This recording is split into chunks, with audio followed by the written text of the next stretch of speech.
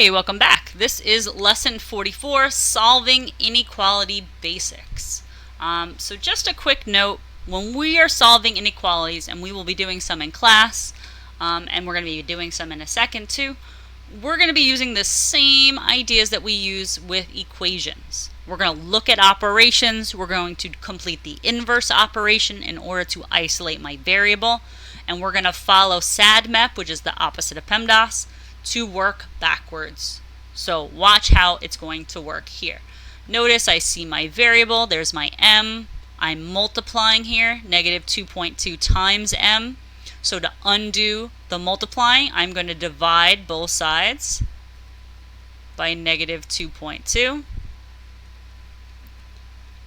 These will cancel out to a 1. And my final answer will be, what did I get? Negative 5.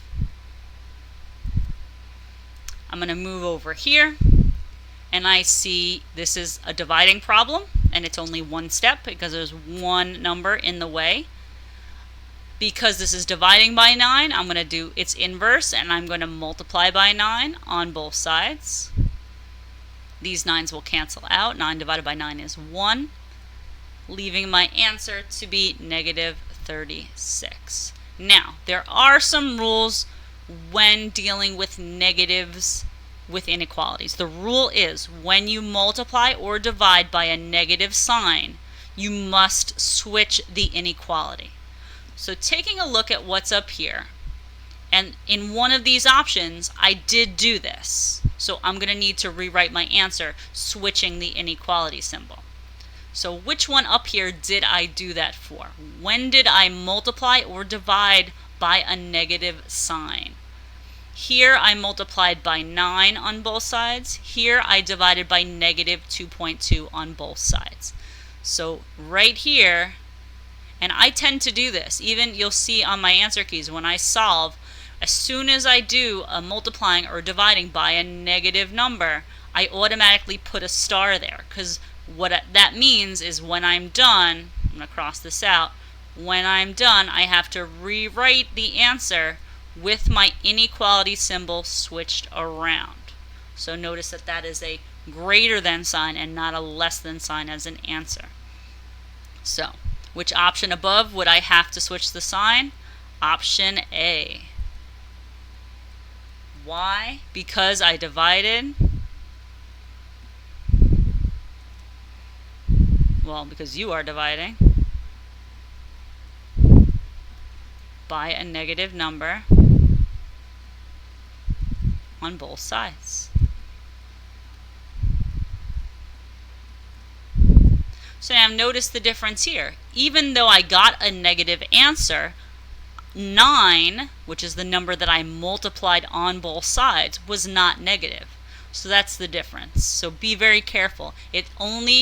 I only have to switch the symbol when I am multiplying or dividing by a negative number. So when I am multiplying or dividing by a negative number.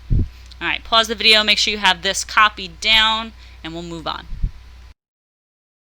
Alright, so now there's one more situation that may occur when you are solving an inequality. In this case, you might notice, again, every time we look at an equation or inequality, you're going to want to look and find your variable.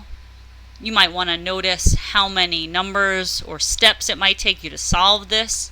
I know it's a 2-step because there's 2 numbers and 2 operations along with that letter, that variable d. So I need to isolate that by getting rid of the 9 and getting rid of the 2. I'm going to follow SADMEP, getting rid of any adding or subtracting first if possible, and then multiplying and dividing second. So I can do that same thing that we've done. I can put that line down if I want to. This is minus 9, so I'm going to complete the inverse operation. I'm going to add 9 on both sides. I'm still going to draw my line down and solve pretty much normally. I'm going to keep this symbol the same unless I am multiplying or dividing by a negative number. One more step. This is multiplying by 2. I'm going to divide by 2. Again, did I multiply or divide by a negative number? I did not, so my symbol will stay exactly the same. 24 divided by 2 makes 12, and I'm done. When solving, sometimes your variable is going to be on the right side of the inequality, right? That's just where it started and that's where the variable ended. But in order to make graphing easier, and also just reading this answer easier, you're going to rewrite it. And what do I mean by rewrite it? I mean pancake flip it, right? We're going to flip this whole thing. I'm going to take my variable, move it to the left side, take the number, move it to the right side, and flip the sign. So everything gets flipped. Everything gets flipped. Notice, right, my symbol is pointing to the letter D. Notice my symbol is still pointing to the letter D. These mean the same thing. But this is a lot easier, one, to graph, right? Now I know which way my arrow should point, to the left. And it's also easier to read. My answer has to be less than or equal to 12.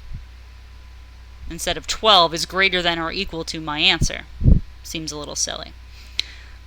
Same thing, right? What would this turn into? I'm going to pancake flip it. So my variable is going to go in my first spot. My number 7 is going to go on the right side. And then that symbol is going to flip around.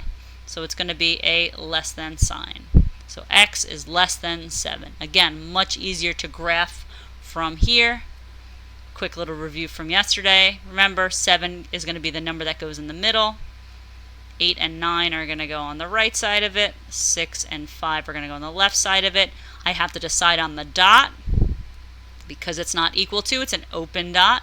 And again, once my variable is on the left side, this arrow now will tell me which way my arrow should go on my graph. So these numbers here are less than 7. All right, hope you have all that copied, and I'm looking forward to seeing you soon.